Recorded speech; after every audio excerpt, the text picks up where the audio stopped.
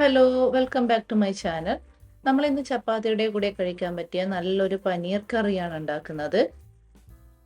നമ്മൾ ഇന്ന് ഉണ്ടാക്കാൻ പോകുന്നത് പാലക് പനീറാണ്. അപ്പോൾ നമുക്ക് എങ്ങനെയാണ് ഈ ഒരു റെസ്റ്റോറൻറ്റ് സ്റ്റൈൽ പാലക് പനീർ വീട്ടിലുണ്ടാക്കുന്നത് എന്ന് നോക്കാം. അതിനു മുമ്പ് ഈ ഒരു ചാനൽ ഇതുവരെയും സബ്സ്ക്രൈബ് ചെയ്യാത്തവരുണ്ടെങ്കിൽ മറക്കാതെ സബ്സ്ക്രൈബ് ചെയ്യണം.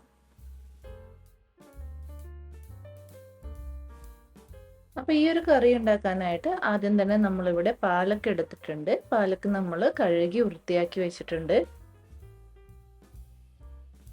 ഈ ഒരു പാലക്ക് ഒന്ന് വേവിച്ചെടുക്കാനായിട്ട് ഇതുപോലെ വെള്ളം ചൂടാകാൻ വെച്ചിട്ടുണ്ടായിരുന്നു.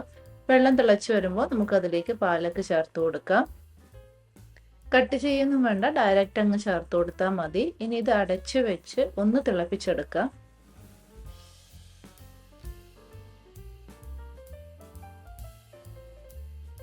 കുറേ നേരമൊന്നും കുക്ക് ചെയ്യേണ്ട, ഇതുപോലൊന്ന് തിളപ്പിക്കേ വേണ്ടൂ. ഒന്ന് തിളച്ച് കഴിയുമ്പോൾ തന്നെ പാലക്ക് നമുക്ക് ഇതിൽ നിന്നും കോരിയെടുത്ത് മാറ്റി വയ്ക്കാം. ഇത് നമുക്ക് ഡയറക്റ്റ് ഒരു അരിപ്പയിലോട്ട് മാറ്റാം. അപ്പോൾ ഇതിലുള്ള ജലാംശമൊക്കെ ഒന്ന് ഊറിപ്പോകും. ഇനി ആ വേവിച്ച് വെച്ചിരിക്കുന്ന പാലക്ക് നന്നായിട്ടൊന്ന് തണുത്തതിന് ശേഷം ഇതുപോലൊരു മിക്സിയുടെ ജാറിലേക്ക് മാറ്റി കൊടുക്കാം. ഇനി ഇതിലേക്ക് 2 പച്ചമുളക്, ഒരു ചെറിയ കഷ്ണം ഇഞ്ചി, 2 വെളുത്തുള്ളി അല്ലി ഇത്രയും ചേർത്ത് കൊടുക്കുന്നുണ്ട്. എന്നിട്ട് നല്ല പേസ്റ്റ് രൂപത്തിൽ അരച്ചെടുക്കണം. നമ്മളിപ്പോൾ ഇതാ നല്ല പേസ്റ്റ് രൂപത്തിൽ അരച്ചെടുത്തിട്ടുണ്ട്. ഇനി നമുക്ക് ഈ ഒരു കറി ഉണ്ടാക്കാൻ തുടങ്ങാം. അതിനായിട്ട് ഇതുപോലൊരു നോൺ സ്റ്റിക്ക് പാൻ അടുപ്പത്ത് വെച്ച് ചൂടാകുമ്പോൾ അതിലേക്ക് 1 ടേബിൾ സ്പൂൺ സൺഫ്ലവർ ഓയിലും 1 ടേബിൾ സ്പൂൺ ബട്ടറും ചേർത്ത് കൊടുക്കുന്നുണ്ട്. ഈ ബട്ടറൊക്കെ ഒന്ന് മെൽറ്റായി കഴിയുമ്പോൾ ഇതിലേക്ക് 1/2 ടീസ്പൂൺ ചെറിയ ജീരകം ചേർത്ത് കൊടുക്കുന്നുണ്ട്. അതുപോലെ തന്നെ ഈ ഒരു കറിയിൽ നമ്മൾ സൺഫ്ലവർ ഓയിലിന് പകരം കൊക്കനട്ട് ഓയിൽ ഉപയോഗിക്കാൻ പാടില്ല. ഇതുപോലുള്ള കറികൾക്കൊന്നും കൊക്കനട്ട് ഓയിൽ യൂസ് ചെയ്താൽ അത്ര ടേസ്റ്റ് ഉണ്ടാകില്ല. ഇനി ആ ജീരകം ഒന്ന് ചൂടായി കഴിയുമ്പോൾ അതിലേക്ക് ഒരു ചെറിയ കഷ്ണം പട്ട, 3 ഗ്രാമ്പൂ, 3 ഏലക്ക ഇത്രയും ചേർത്ത് കൊടുത്തിട്ടുണ്ട്. കൂടെ തന്നെ 1 ടീസ്പൂൺ കസൂരി മെത്തി കൂടി ചേർത്ത് കൊടുത്ത് ഒന്ന് ചൂടാക്കി എടുക്കുന്നുണ്ട്. ഇനി ഇതിലേക്ക് ഒരു സവാള ഇതുപോലെ ചെറുതായി അരിഞ്ഞത് ചേർത്ത് നമുക്ക് നന്നായിട്ടൊന്ന് വഴറ്റിയെടുക്കാം. സവാള നമ്മൾ നന്നായിട്ട് വഴറ്റിയെടുത്തിട്ടുണ്ട്. ഇനി ഇതിലേക്ക് ഒരു ചെറിയ തക്കാളി ചെറുതായി അരിഞ്ഞത് ചേർത്ത് കൊടുക്കാം. ആവശ്യത്തിനുള്ള ഉപ്പ് കൂടി ചേർത്ത് കൊടുത്ത് നന്നായിട്ടൊന്ന് വഴറ്റിയെടുക്കാം. തക്കാളി പെട്ടെന്ന് വെന്ത് കിട്ടാനായിട്ട് ഇതുപോലെ അടച്ചു വെച്ച് കുക്ക് ചെയ്യാം. അപ്പോൾ ഇത് തക്കാളി നന്നായിട്ട് വെന്തുടഞ്ഞിട്ടുണ്ട്. ഇനി ഇതിലേക്ക് നമുക്ക് നമ്മൾ അരച്ചു വെച്ചിരിക്കുന്ന പാലക്ക് ചേർത്ത് കൊടുക്കാം. പാലക്ക് നമ്മൾ ഡയറക്റ്റ് അങ്ങ് പച്ചയില അരച്ച് ചേർത്ത് കൊടുക്കുമ്പോൾ അതിൻ്റെ ഒരു പച്ച ടേസ്റ്റ് ഉണ്ടാകും. അതുകൊണ്ടാണ് നമ്മൾ അത് ഒന്ന് ബോയിൽ ചെയ്തതിന് ശേഷം ഇതുപോലെ അരച്ച് ചേർക്കുന്നത്.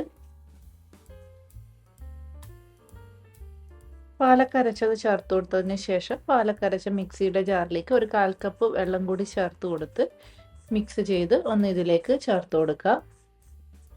ഇനി ഇതെല്ലാം കൂടി നമുക്ക് നന്നായിട്ടൊന്ന് മിക്സ് ചെയ്തെടുക്കണം. ഇനി ഇതിലേക്ക് ഈ ഒരു ഗ്രേവിക്ക് ആവശ്യത്തിനുള്ള ഉപ്പ് കൂടി നമുക്ക് ചേർത്ത് കൊടുക്കാം. എന്നിട്ടൊന്ന് നന്നായിട്ടൊന്ന് മിക്സ് ചെയ്ത് കൊടുത്തതിന് ശേഷം നമുക്കിത് അടച്ചു വെച്ച് ഒന്ന് തിളപ്പിച്ചെടുക്കണം.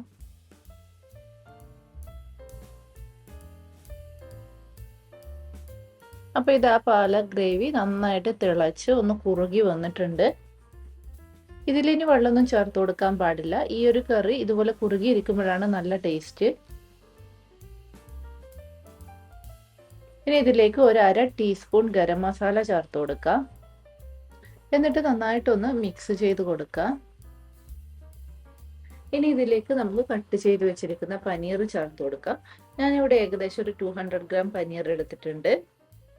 അത് ഇതുപോലെ ചെറിയ പീസായിട്ട് കട്ട് ചെയ്തെടുത്തിട്ടുണ്ട്. അത് ഇതിലേക്ക് നമുക്ക് ചേർത്ത് കൊടുക്കാം. ഇനി ഇത് നന്നായിട്ടൊന്ന് യോജിപ്പിച്ചെടുക്കാം. പാലക് ഗ്രേവി പനീറിന്റെ എല്ലാ ഭാഗത്തും എത്തുന്ന രീതിയിൽ നന്നായിട്ടൊന്ന് യോജിപ്പിച്ചെടുക്കണം. അതിനുശേഷം ഇത് അടച്ചു വെച്ച് ഏകദേശം ഒരു 6 മുതൽ 7 മിനിറ്റ് വരെ കുക്ക് ചെയ്യാം.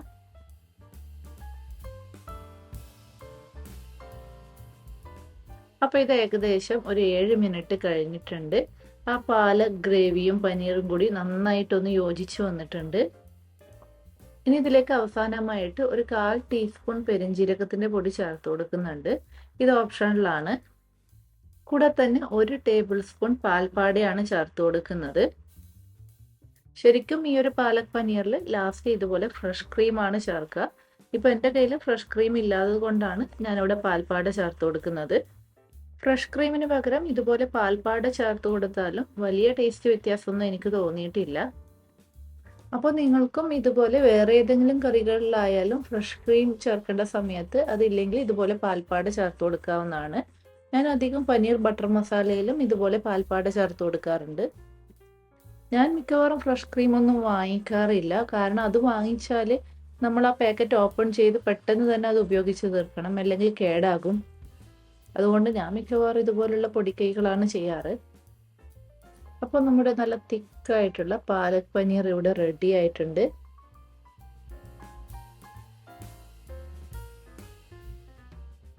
നമുക്കിനി ഇതൊരു പാത്രത്തിലേക്ക് മാറ്റാം.